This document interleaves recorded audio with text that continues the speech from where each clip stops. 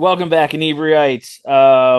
So this is a weird one. We kind of started chatting without you, and I was like, "Why don't I record this? This is great." So I am with D.L. Orton, author of Hive. Which when is Hive coming out? I'm sorry, I It's didn't. coming out on Tuesday, May 6th. So, Okay, so by the time this goes up, it'll already be out. yep. So listeners, walk or run, don't walk to the store and grab a copy of Hive. Um, and we were just discussing the impact of AI. Uh, do I call you DL or You're welcome to call me Deb. okay? And So thanks for having me on your show, yeah. Andy. So Deb was asking me some questions about kind of the history of Inebri-art, and yeah, and then we kind of rolled into AI and its effect, and I was kind of talking about how I don't worry about AI kind of taking over because I find it very stupid half the time, and that I use it to write posts. Being dyslexic, it helps a lot, and a lot of people complaining about how it could take jobs and this, that, and the other thing. And I believe that it can help smaller companies kind of blend in with bigger companies, and that's kind of where we were just talking. And my point was, I was saying how I think like later this year, next year, we could get to the point of hiring an employee and I would be then taking what I'm using AI now for, which I can't afford an employee to do, and be giving that to an actual employee. So it helps me bring the business up to kind of a level where I can bring in someone to do that stuff, and Mhm. whether they use AI as a tool or there's someone who can write and sound like an actual grown up and not a kindergartner, then then that's on them. Mhm. It's a pretty big controversy in the book publishing industry, Oh, the sure. sort of AI art piece, because exactly what you said was that it allows people who are not highly schooled in the art of Hmm. something to come up with things that are of reasonable quality, perhaps not the same quality as somebody who has spent their whole life doing, say, book covers, but better than what they could do by themselves Hmm. before those tools. But I've been finding that there are a number of people that if they suspect that you're using any sort of generative tools in your artwork or in your cover or anything along those lines, that they are immediately, that's a bad book They and you get their should not do pitchforks that. and their torches and Exactly, kind yeah. of thing. And that was, I guess I wasn't completely surprised by that, but I was a little surprised by the force of the pushback that I got for considering using some of those tools. So that's why I was curious, what your opinion is with a background in art and hanging out with lots of artists and that sort of thing. That do you think it's a And, good thing or do you think it's a bad thing and or what? the funny part is like I even have seen some artists that are definitely older and talking with an artist in their, say 20s, and the 20-year-old artist is using, an iPad and, different Right, apps and whatnot on that iPad, and the other person's like, "Oh, so it's not real art?" right, because they're not drawing with pencil and paper. Yeah, Yeah. because there's not an original piece. Right, right. And there, I mean, that is like a really good kind of example because I remember a friend of mine was showing me an app that uh, simulated watercolors, and you could kind of, paint wet on wet or wet on dry, and do this, that, and the other Mhm. thing. And then he's like, and if I don't like it, I can just make this layer wet again and then move it around. And I'm like, now that feels like cheating and is awesome at the same time. Uh-huh. Yeah, So, well, I mean, us old fogies, right? We sort of had the same feeling when they stopped handing out records or tapes Hmm. or whatever for music. And they said, okay, well, it's just digital now. And if you Yep. buy this album, we're not going to send you a CD. We're just going to give you bits. And I can remember, like, well, that's not worth anything, right? I mean, how can you sell a product and not actually have a physical product? But clearly, that was a much better way to go. And the same with books, right? That Yeah. there's still a lot of people that love paper books and the physical books, and I totally get that.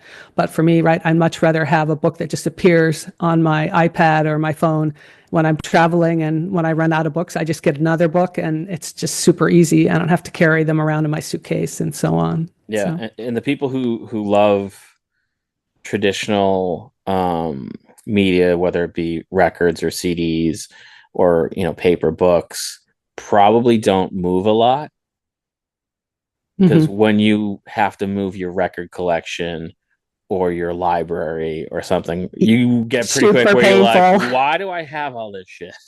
Yeah. And Yeah. like, I haven't looked at this in like 13 years, Yeah. and I'm still like hauling it around. This is the fifth time. Yep. Yeah. Totally get it. Yeah. And then you always have that one friend who will help you move. And then after the move, they're like, don't call me next time. I'm going to this book again, this record collection or Yeah. whatever piece goes with it. Yep. Yep.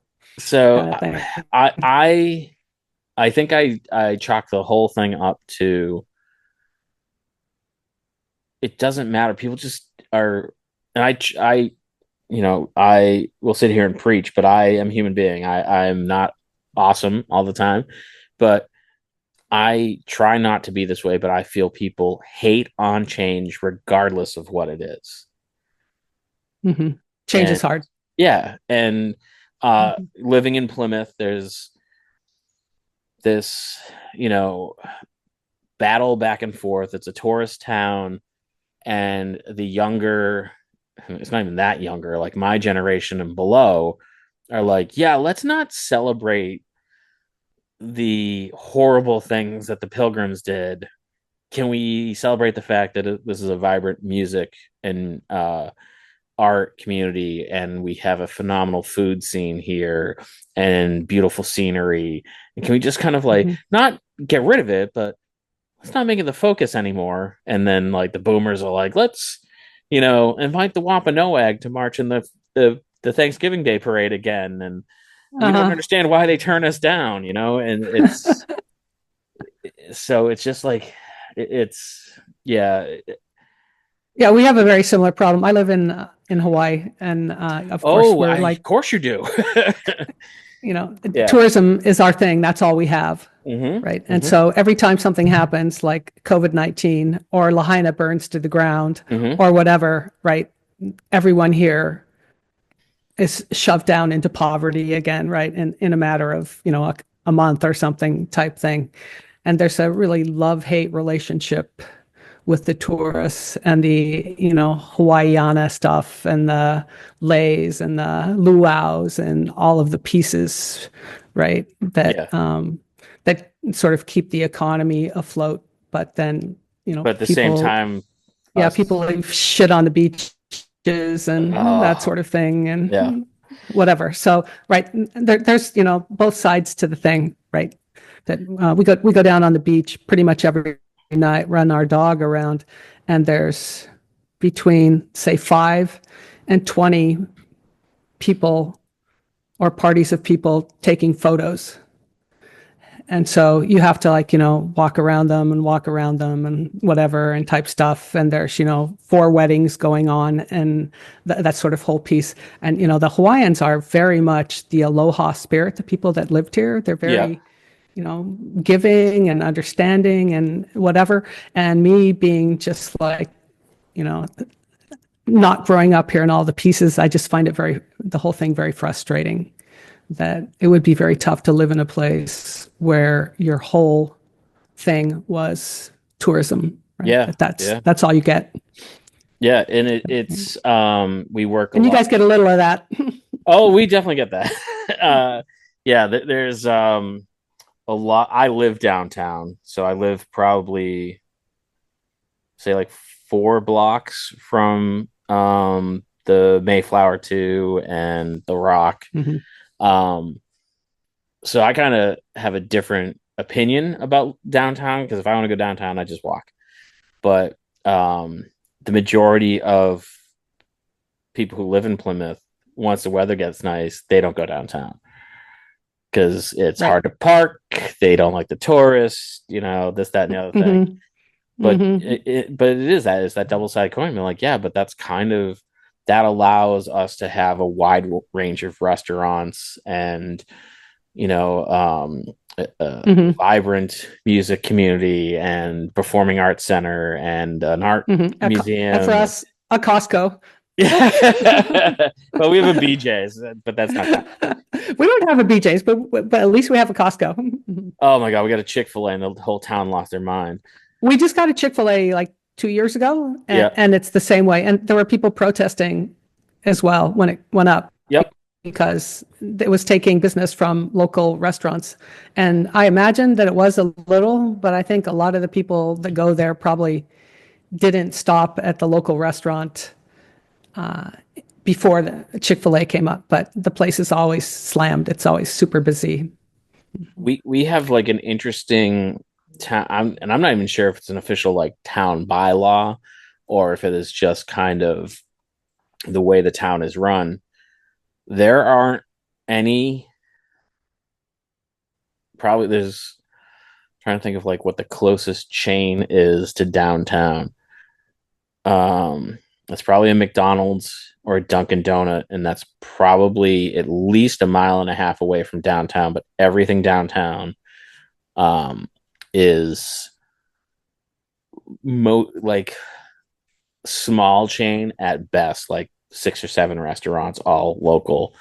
So it's all local Mm-hmm. restaurants, and it makes for a really great vibe. And as I was telling you earlier, that we run events at these bars and restaurants and breweries and whatnot. So we just get to know everyone in the industry, and Mm-hmm. it makes going out a lot more fun because it's not going out to a restaurant. You're like, oh, let's go here because I know this person's tending bar tonight, and I haven't seen the owner Patty in Mm-hmm. a while, and so it Yep. just kind of adds a different component to it. So Mm-hmm. is and that's kind of how Inebri-art got started because drawing is tends to be an antisocial thing.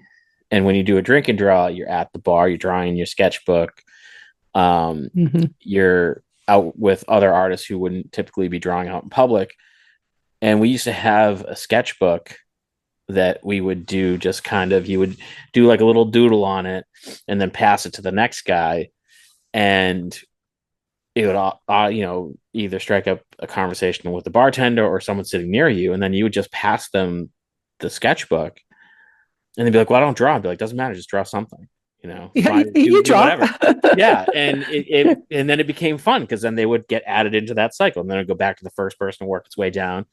And, Uh-huh. it made it a lot of fun to kind of, meet people that you haven't never spoken to and kind of just like break the ice. And that's kind of, a lot The of what, tough part.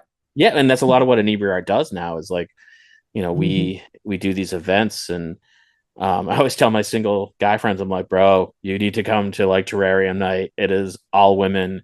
If you're single, why aren't you there? And Aquarium night.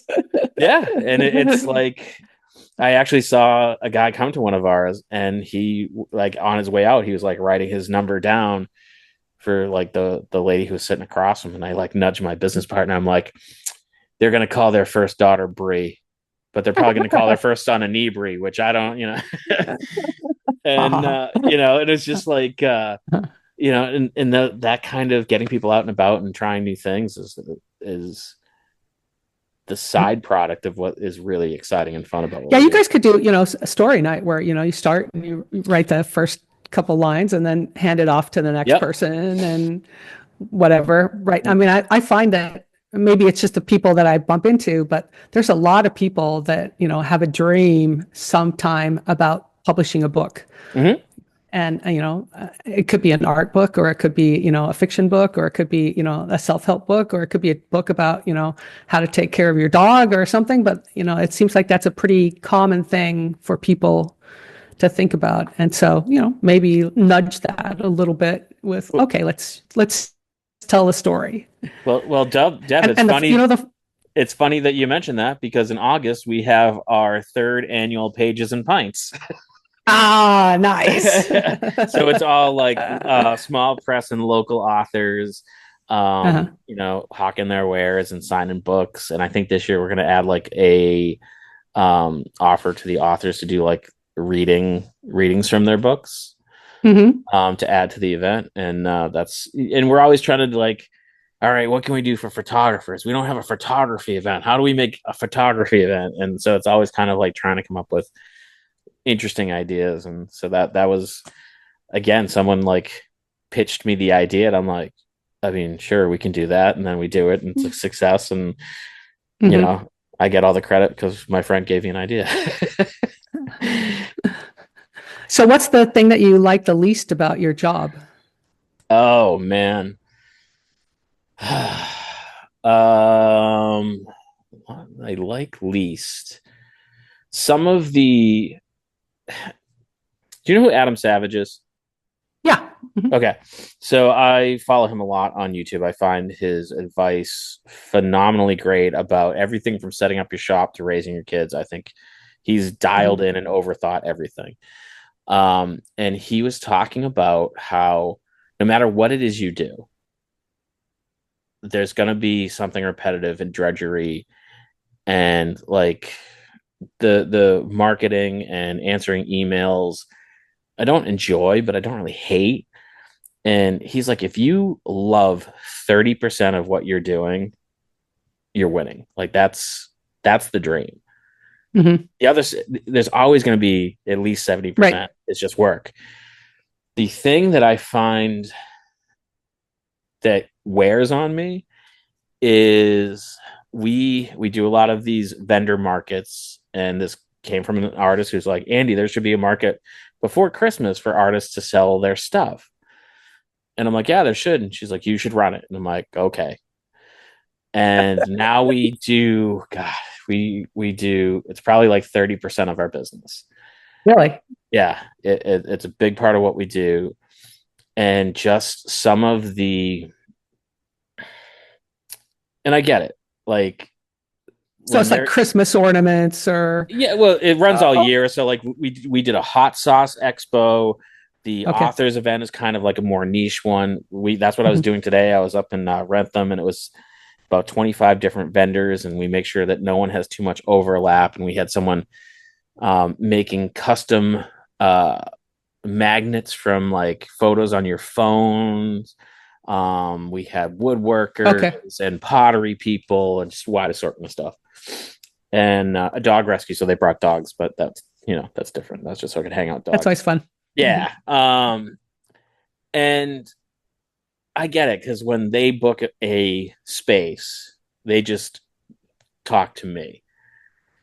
But people tend to forget that we have 30 dates of these, and some are as many as somewhere between 40 and 60 vendors. So I don't, That's a lot.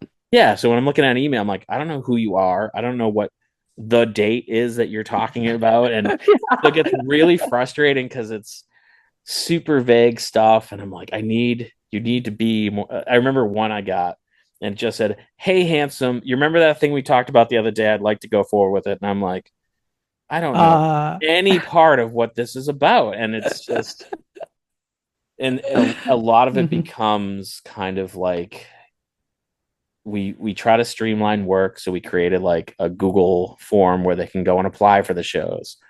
And then they check off all these shows, and I put them on all the spreadsheets, and I send them off an invoice. Mhm. And then I get an email back like, oh, I didn't know you were going to put me in all of the shows. I only want to do these four. And I'd be like, then why did you request them all? Now I have to go back into the spreadsheets and take them out of all the ones. Right. So I Hmm. hate having to repeat work. That drives me insane.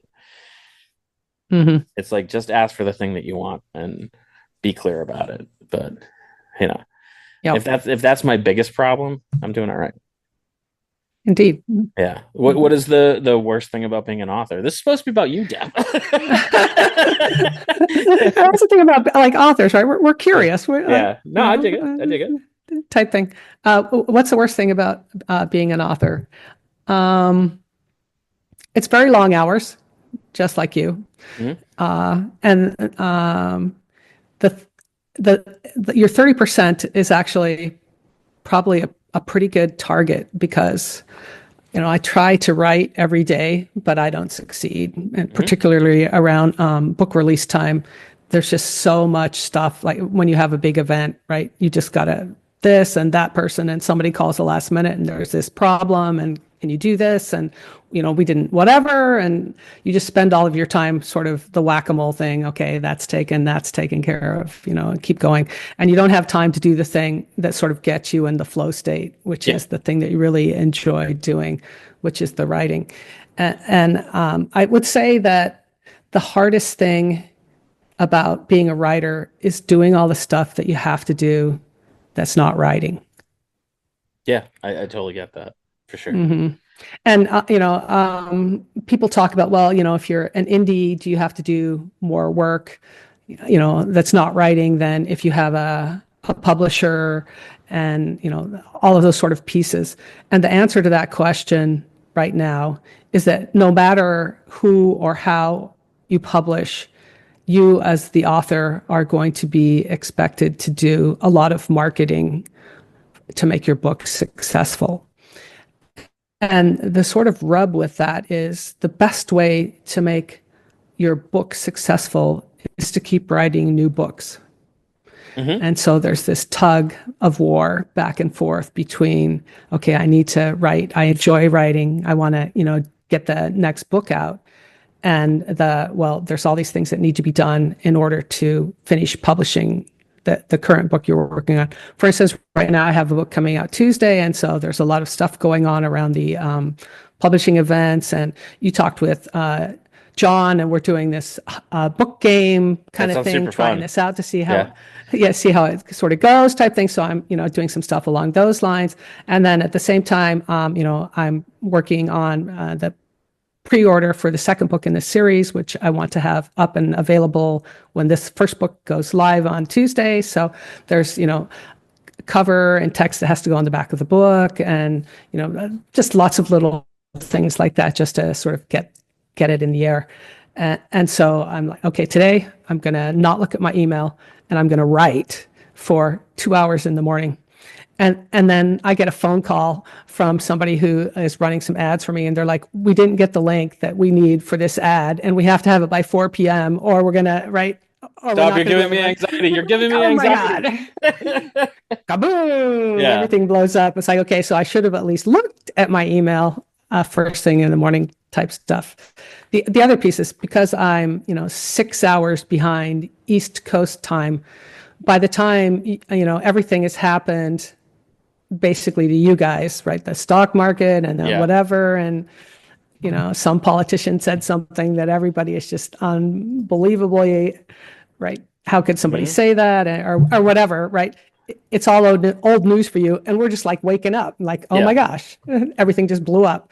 And in some ways, that is good because it allows you to sort of be disconnected. I'm not going to get up at 2 a.m. to find out what big thing happened today, right? I'll find out when I get up in the morning and it's already sort of old news type stuff. So that's a little bit of insulation from the politics and the noise and stuff. But then it also makes it more challenging to work with people on the mainland Sure. because the time difference is just challenging. So what time is it there So now? So is it um, one it's uh, noon? it's a quarter to noon. Okay. Okay. So you're early. You're just starting your day. Yeah, yeah. Oh, nice. Um, so it's funny, like you were making me think, and the days that I hate are the ones where it's such a busy day, and then you get home and you're like, I don't feel like I accomplished anything. because Yeah. I had to run to the bank, and then I had to answer this email. Oh, this thing popped up, and I had to take care of this. Oh, and I did this. Oh, Right. crap, I And forgot then how you to had press. these four things that you Yeah, had to do over because yeah. somebody didn't do what they were supposed to do, and now you have to go fix it, And kind then of the other thing. day, you're like, I didn't really move the needle forward. Right. you know? And like I need to be moving the needle Yeah. forward type thing. Yeah, very true. And The other thing that's sort of kind of funny about, being an author whenever people ask me to come talk about my books or, interact with people where I don't already know the people in advance, the yeah, thing that most people are most interested in hearing about is how to publish a book. So they want to know, right, what my journey was. Did you do book queries? Did you find an agent? Did the agent find a publisher? How did that work? How much money? How much time? How many rejections did you get? Right, this sort of whole, how did you get to where you are? What are the pitfalls and what are the things that whatever? And could you help me?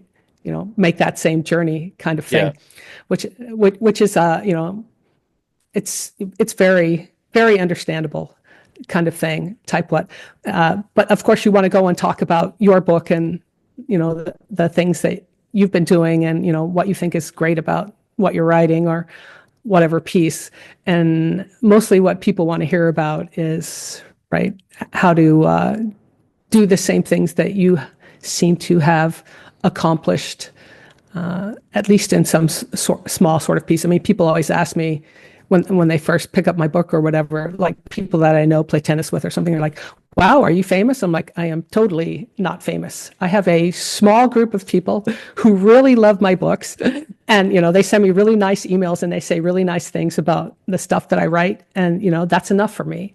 Kind of thing. yeah. And that I don't want to be famous. I don't want to be an Oh God, influencer. no.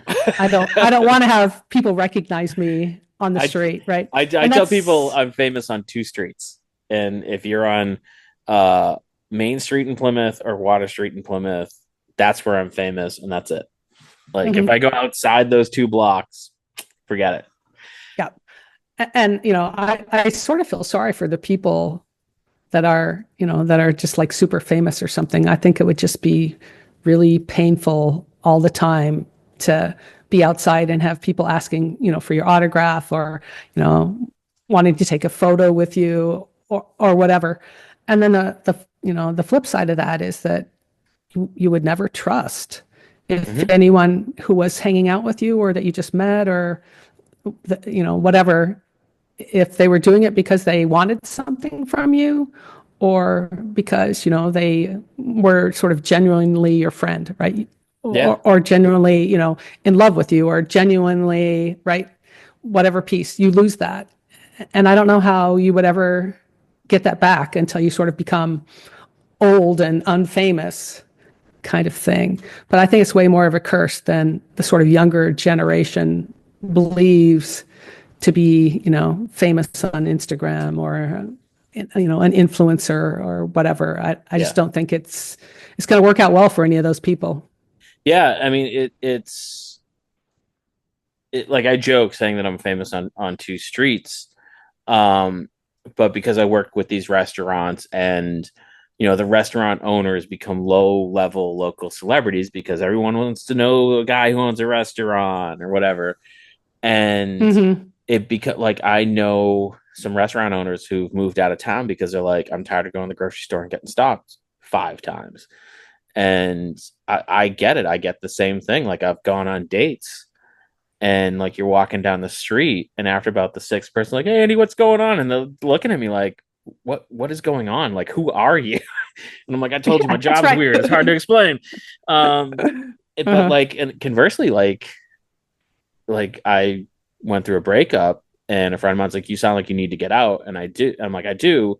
Like, where do you want to go? I'm like, somewhere where I'm not Andy from Inebri-art. Like, I don't Mm-hmm. want someone, I don't want to have to do kind of I don't want to say it's fake because it's not fake, but there's a certain amount of No. like, Yeah, hey, there's how just some you amount of doing? work Yeah. Yeah. involved Yeah. and putting yourself out there every time over and over. Yeah. Yeah. So it's Yep, like, I totally want to get go that. somewhere where no one Uh-huh. knows me and no one's going to bother me and we can just sit and talk. And they're like, how about Bertucci's? I'm like, perfect. No one goes there. Oh no, Nice. do you guys have Bertucci's? I don't know if that's a region. We do not have Oh, okay. almost all the restaurants here are local restaurants. Oh, that's cool. So, I mean, we have the one Chick-fil-A and we Yeah, have, a McDonald's and we have a Panda Express and that's pretty cool. much, a Starbucks. Yeah, And that's pretty much right on this side of the island. It's all just sort of local restaurants and stuff.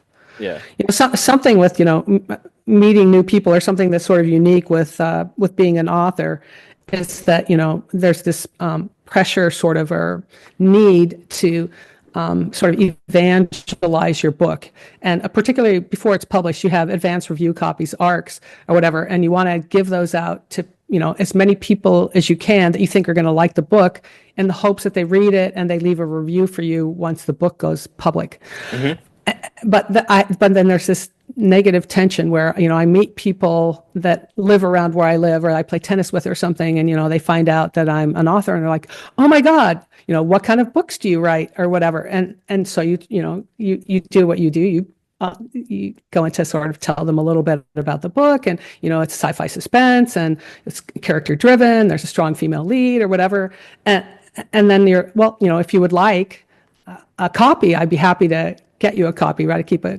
box of them in my car, hmm. and and you hand it out, and the whole time that you're like handing the book out to them, in your head there's this thing going like, oh my god, they are just gonna hate this book and they're just gonna cringe when they start reading or whatever, whatever. And I tell people that selecting a book for them is a lot like selecting pajamas for someone, where you Sure. kind of know maybe what they might like cotton or silk or Yeah. shorties or whatever type stuff, but you sort of feel like you're handing them the granny nightgown, and what they really want are the boy boxer shorts kind of thing, Hmm. and just hoping that you make some sort of connection.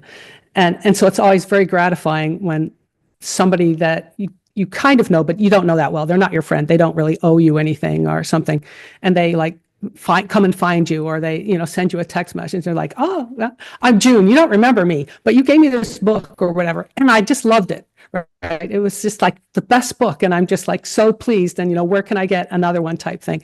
And those are the sort of moments as an author that you live for, right?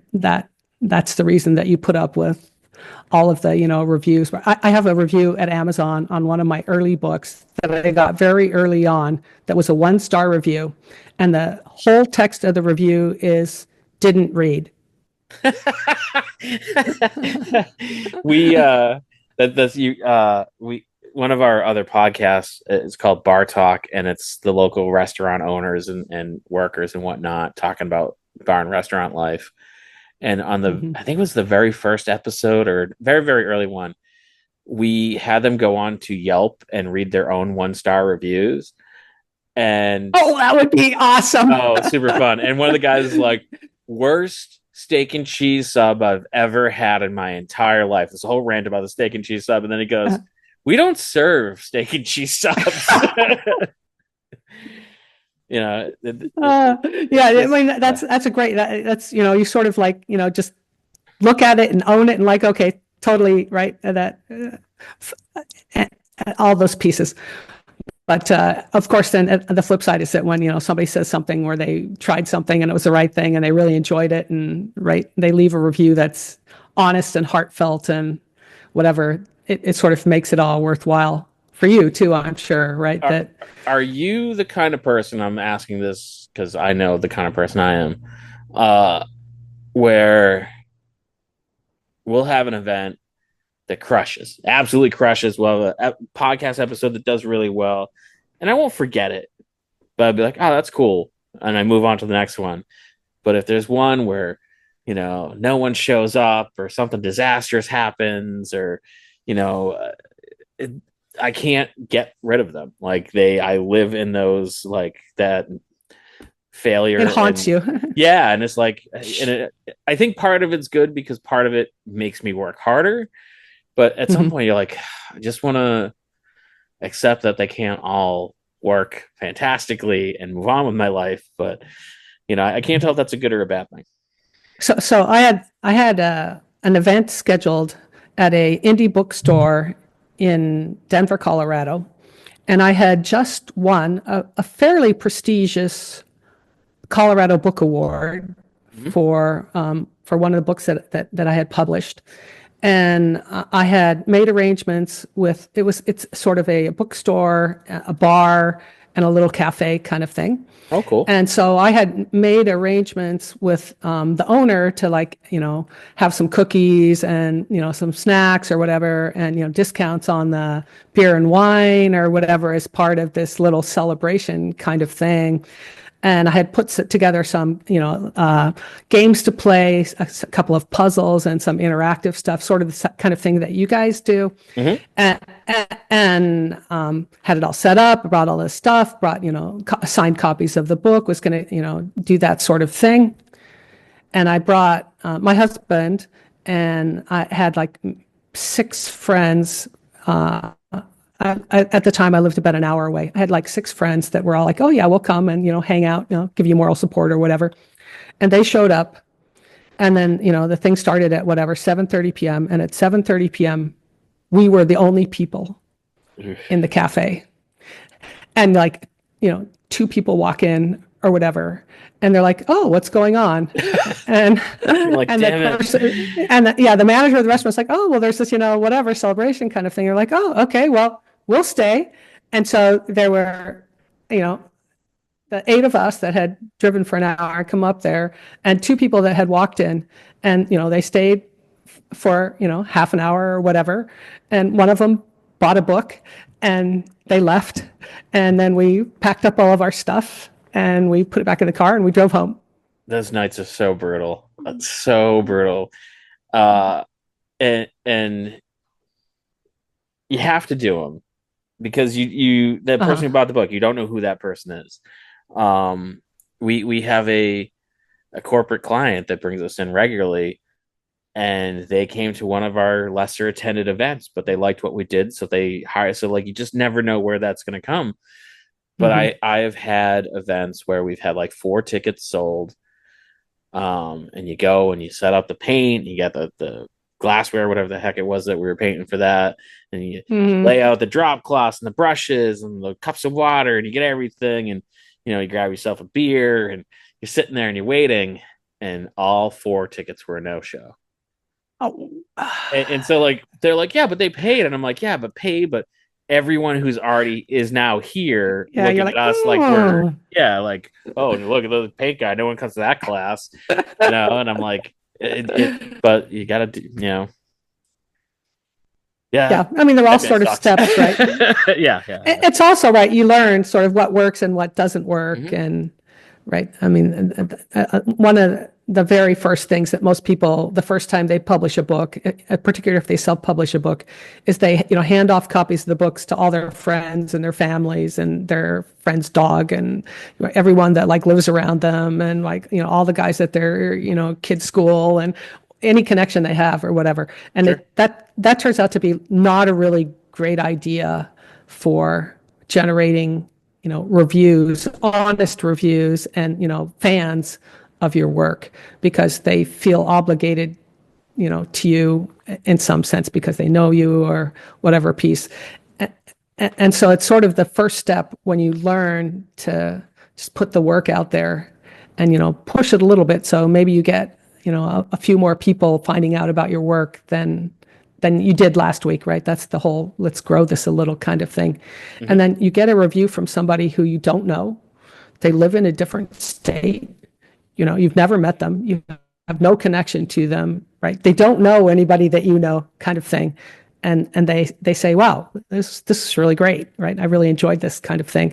And that's like the very first step up to saying, "Okay, well, maybe I can do this. Maybe I can be an author. Maybe I Hmm. can, find a pathway where, I share the things that I care about with people that I don't even know and will never meet.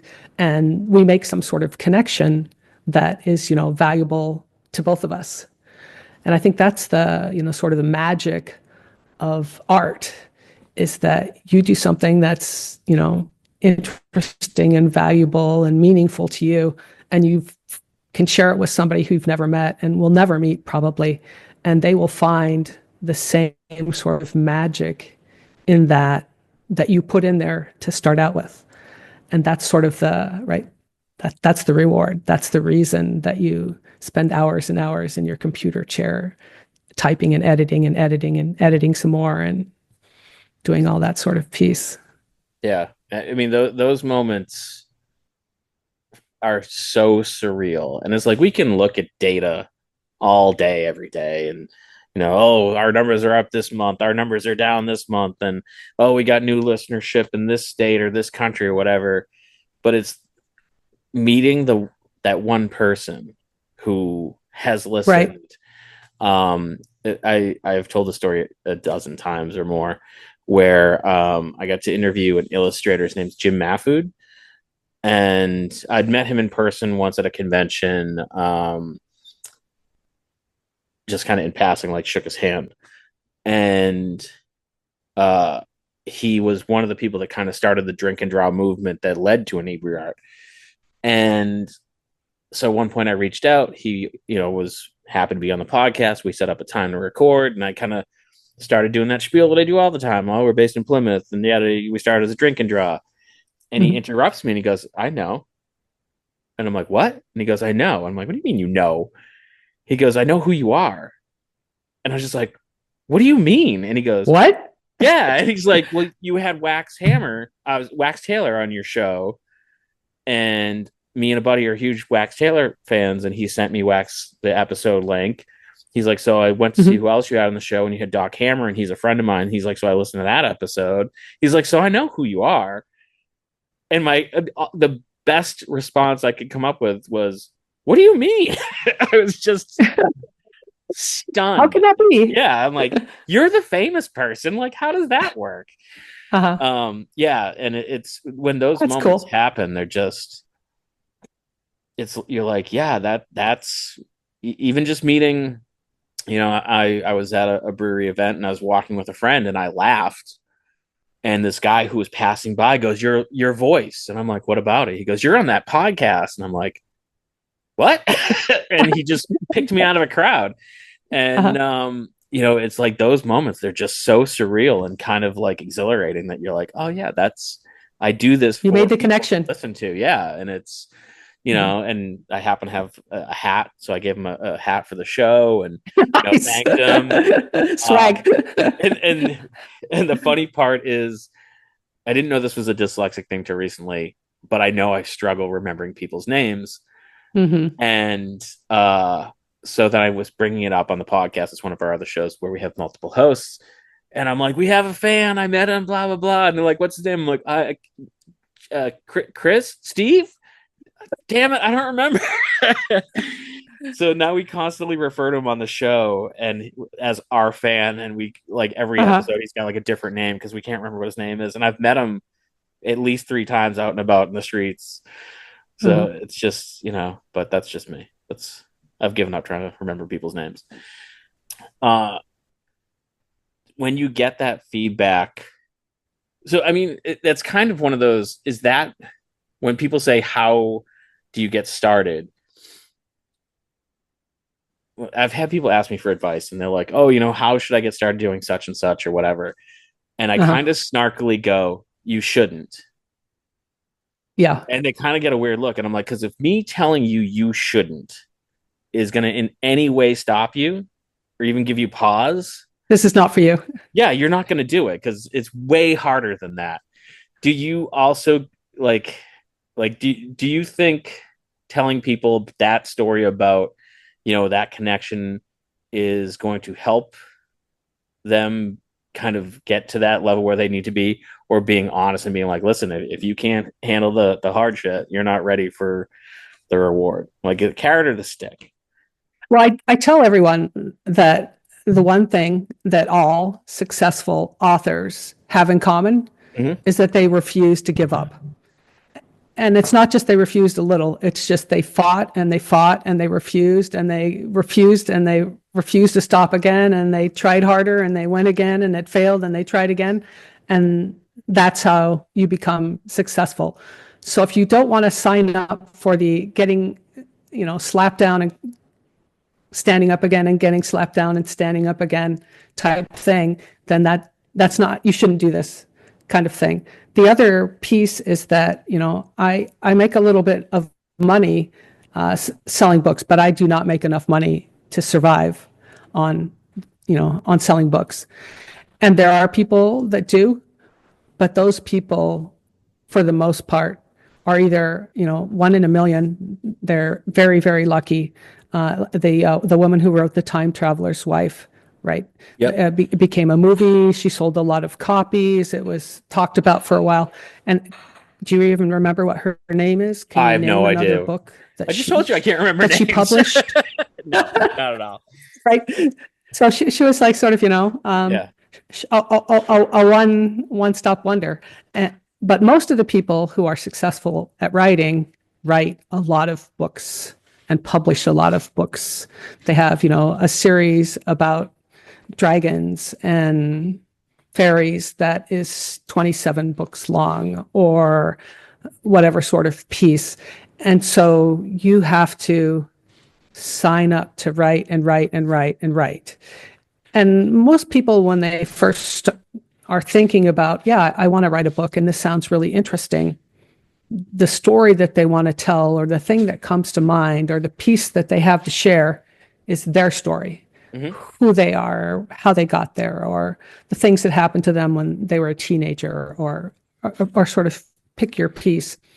And it's very hard to sell a book about you unless you are already famous, Yeah, kind of for thing, sure. whatever. And I think that's a very hard lesson to sort of get over initially. But I think that anyone who, is motivated enough. The other thing is that, right, people ask me, well, why do you write? Type thing. And I'm like, I write because I have to write. If I didn't write, then like ink would like come out of my skin in places and I would just like be whatever. I write to escape.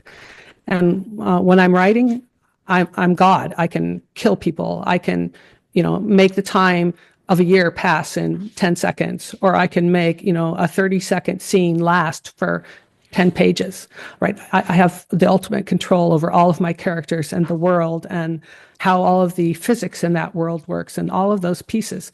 And that's very powerful. It's a lot of fun, right? Writing villains, the bad guy is like Yeah. super, super fun, right? The guy that like, okay, right, I'm just going to do this shit and I don't care what you think kind of stuff, right? The whole piece that like a lot of us, everyone has that moment like, oh my gosh, that person is an idiot and I should tell them, but you're not going to because you're a nice person and it's Costco and you don't want to, or whatever. Well, your villain, he gets in there and he tells them, right, exactly what he thinks or type thing. It's, it's very fun to sort of play with those types of things. And if you're the type person where word sort of just come out. I mean, when I listened to you talk, you were talking about, drawing comic strips and stuff. And I imagine as a kid, you were sitting in school every day, all the time, and there was a piece of paper in front of you that you were not interested in, and that was not really very much what you wanted to know. And you were doodling on the side with your pencil or something, right? You're drawing the little new thing or whatever, right? In school, how about on conference it calls comes when I'm out, working? Right? It's so funny. Yeah, I totally it's get the that. same sort of thing for writing. Is that you don't become a writer. You're sort of always a storyteller. You were, from being a little kid or whatever.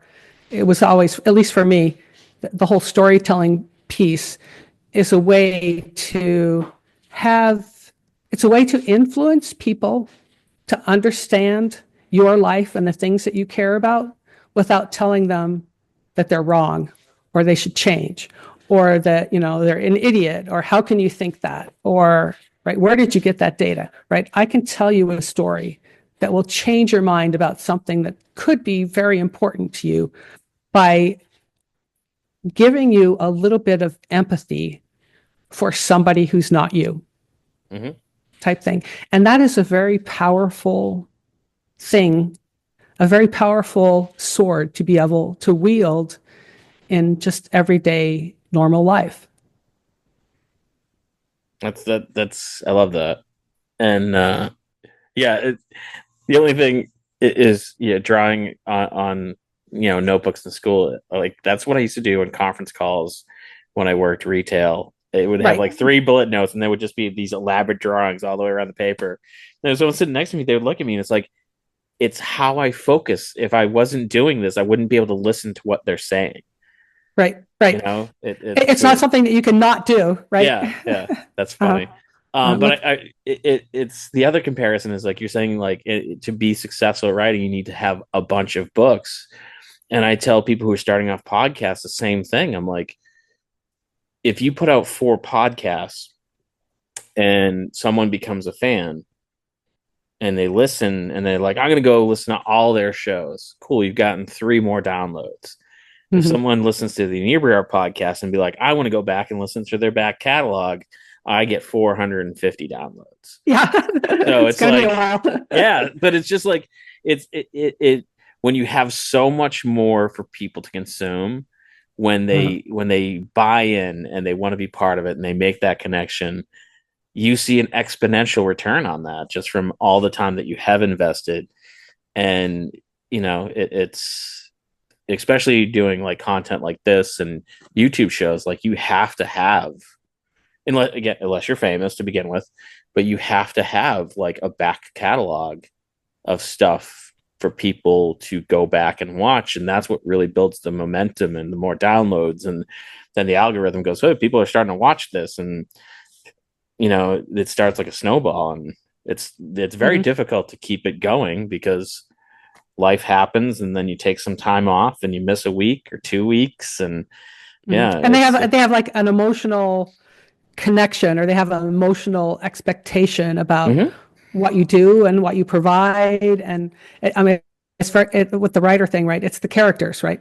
sure. And if you do something with the character that somebody really loves or really likes or really identifies with, I mean, and the Harry Potter is the classic case about when J.K. Rowling killed Dumbledore in book 5 or book 6, I don't remember now, type thing. Mm-hmm. And there was just this huge uproar. How could the author kill, one of the favorite characters from this book, kind of thing? And I mean, she deserves some of the blowback she gets, but at least for Not this, right? about I didn't, yeah, that. at least for that, I didn't Yeah. think that she deserved, and she got a lot of like really mean shit back about, it's a kid's book and you can't kill people in kids' books. I'm like, there's kids that have their parents that die and It's like, have their you dog watched a dies. And Disney yeah, movie? have you lived? Yeah, right. Like, look at Bambi. Yeah. Oh, It, come on, people. and to me, that's like an a crucial thing to do in a book. And another person who gets a lot of blowback that they deserve is probably Joss Whedon. Mm-hmm. And I remember, are you familiar with the Serenity Firefly Mm-hmm. Yep, yep. in the movie? Spoiler alert, if you haven't seen this, I'm sorry. It's like, I I've don't know, seen all of 20. them. Yeah, but I mean, our listeners, if it's 20 years old, if you haven't seen this, Oh, sorry. but when Wash dies in the movie, I remember thinking to myself, oh my God, he's going to kill them all. Like, if Right. you're willing to kill a beloved major character, What aren't you willing to do? it increases the risk. There's real risk right now. Like they Mm-hmm. could all die. And that's, I always say I hate Superman. And people are like, why do you hate him so much? I'm like, he's never in peril. He's Superman. Right. Right. There's no tension. He's not gonna make it. There's no risk. Yeah. Mm-hmm. And that's why I loved Wash, but when he died, I'm like, that's a meaningful death. It sets a tone for the rest of the movie. It heightens the tension.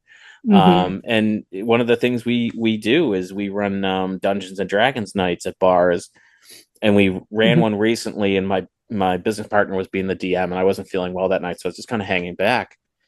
And he did something where there was like an old woman and a kid and the monster, and he's like, oh, the monster doesn't go after the because he didn't want to kill the old woman, the kid. And I, like, on the way home, we're talking, I'm like, bro, you gotta let your bad guys be bad guys. Like, Mm-hmm. if he killed the old lady or the kid, it then adds drama. It makes them trying to figure out a way to resurrect these people. It gives them more, Mm-hmm. push to do. And then when they win, they killed the bad guy. And Mm-hmm. it's especially in the There's this. story, good people need to die. Yeah, there's an unwritten rule though that you do not kill the dog. Oh no, that's awful. Don't do that. You can kill all the people and Yeah, yeah, burn everything down or whatever, yeah, but you do not touch the yeah. dog. Uh-huh. I fully endorse that Hmm. message. Uh-huh. I am truly a dog person. So yeah, Yeah, yeah. So it's yeah. kind of a funny thing though, right? That you talk, right? Sure, fine. If you Mm. can justify what you're doing in the story or whatever, but like under no circumstances does the dog die. Yeah, yeah, And pretty much that's a pretty good right? yeah. Name a movie, a book, or whatever, where If the dog dies in it, it's a movie about a dog. the dog, yeah, Yeah, where the red fern grows, right? the Redfern grows, It's so Marley and sad. me, all Yeah, those ones, and yeah. yeah, But yeah. I Mhm. heck, I remember going to see. Did you ever see the Bill Murray movie? What about Bob? Mhm. And he's got his goldfish gill. And at one point, this house blows up, and my friend in the movie there goes, "Oh my god, I think Gil was in the house." And yeah, it's like kill Yep, the people, yep. but the pets you should leave alone. The pets, yeah, the pets Yeah, survive. So, so mhm. that's awesome. So the book is out now. Yes. Where can people go to get it? Anywhere you buy books, you can. It's Amazon, Barnes and Noble, bookshop.org if you like to shop indie. It's also 99 cents as part of the new release, which is like a super great deal for the book. The puzzle game comes out on May 16th, Friday at 6 p.m. Eastern time, and it runs for 10 days. It should just be hopefully a super blast kind of fun type thing to do if you're the person who likes Sudoku and crosswords and logic puzzles and thinking laterally and that sort of fun. It's all themed based on the book. And the second book in the series is called Jump, and it should be out in early November. So I'm hoping to make this be a sort of ongoing kind of fun thing and continue working with hopefully with John to do some more puzzle games and other things along those lines. So I heard a little rumor that there might be an audiobook in the future.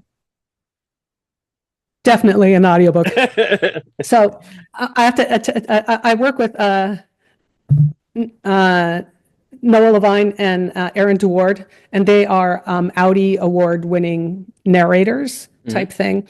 And Noah has been suffering with some medical issues. And so he needed a couple extra months to sort of get things back on track. I mean, it's really tough here in the United States if you don't have an employer to, figure out all the whole sort of healthcare thing and all the stuff that's going on. And he was struggling with that a little too because he also is self-employed type stuff. But I just talked with him this week and he is on the audio book starting tomorrow, and Oh, that book excellent. should be available this fall. And it's a dual narration. The book has actually three narrators in it, and these guys do a bit of a kind of movie production type thing where they change their voices for the different narrators, so you can tell Oh, which cool. character is speaking just by listening and Yeah. type stuff. And so that should be out this fall. Oh, excellent. Uh, I'm looking forward to that. And I was talking with my business partner today, and he's looking forward to the book arriving.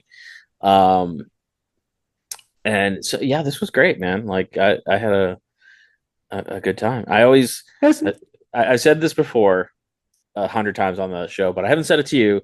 And I am always most happy with the episodes where a stranger comes in and a friend leaves, and I feel like today was one of those episodes. Indeed. Thank you for Yeah. spending an hour with me and just chatting. It was my pleasure. Yeah, awesome. It's been fun, Andy. If you're doing any like signings or anything, is there a website that people can go to find out if you're going to be around anywhere? There's the series is called Matters of Time, Mm-hmm.